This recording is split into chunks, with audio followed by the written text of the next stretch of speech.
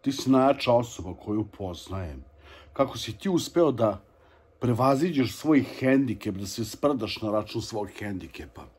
To su stvari koje svako malo čujem i slušam ceo svoj život. I, okej, jesam uspeo. Ne pričinjava mi, ne stvara mi nikakav osjećaj zakinutosti, nemam kompleks od toga što ne hodam. Ali ono što ljudi ne kapiraju jeste da ne mogu da se ravnaju po tome. Potpuno je nerealno da imate mentalni sklop kakav ja imam, jer ja nisam birao da imam ovaj mentalni sklop. Ja sam mogao, kao i većina, nažalost, invalida u ovoj zemlji, da ništa.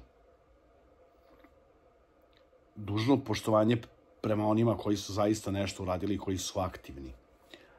Ali oni su anomalija. Moja startna pozicija je zapravo dovela do toga da ja budem ovo što jesam. Nemojte da se ravnate ni prema kome. Okej je da vam neko bude uzor. Okej je da pratite nečiji put i da pokušate da ga kopirate kako biste nešto postigli. Ali nemojte nikad da se ravnate i da se takmičite sa nekim. Nemate pojma kakva priča stoji iza nekoga, bez obzira šta pročitali i šta on rekao javno. Ne znate kako je ko krenuo, ne znate šta je iza zatvornih vrata i ne znate kakve demone ko nosi u glavi. Isto je sad sa ovim snimanjem. Evo ga, 2 meseca kasnije, ja još uvijek nisam napravio neki breakthrough. I to je okej. Skače mi po živcima. Ja bih voleo da jesam. Ali jednostavno činjenično stanje je to da još uvijek nisam popularan kao na nekim drugim društvenim mrežama. Zašto je to tako? Moguće da kontent koji ja radim nije zanimljiv za masu na YouTube-u. S druge strane, ja znam da jeste.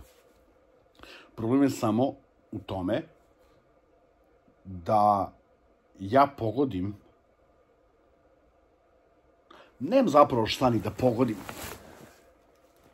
Ono što treba da uradim jeste da iskuliram, da prekinem sa skriptama, da prekinem sa previše razmišljanja šta i kako radim i da budem jednostavno ono što jesam, da budem ono što sam i na Instagramu i na Facebooku. Zašto je to problem? Jebi ga, pojma nemam. Upravo ovo. Stalno se sputavam da ne budem ono što sam na ostalim društvenim mrežama, što sam zapravo ja i što mi je zapravo i donelo svu popularnost. Ali mi neko kaže, kako si ti jak, kako ti svaki... Ja se u ovoj situaciji, evo ga, već 2 meseca kao pijena čurka, sudaram se sa zidovima i nikako da potrebim taj jedan klip. Znaš, kad kažu ovi guruji YouTube, nemoj da staneš, jer uvijek, bukvalno si jedan klip od virala. Kog virala jebote? Ova priča imala poentu. Ali poenta pobegla. Tako da ćemo morati da improvizujemo.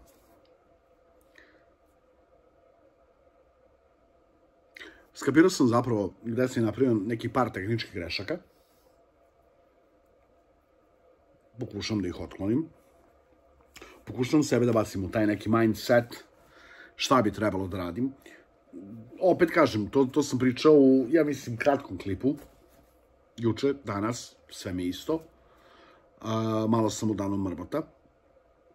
Da ja jednostavno nisam neko ko je navikao da vuče ljude za rukav i ono kao like, share, subscribe i sve ostalo, a očigledno da je to potrebno za ovu mrežu.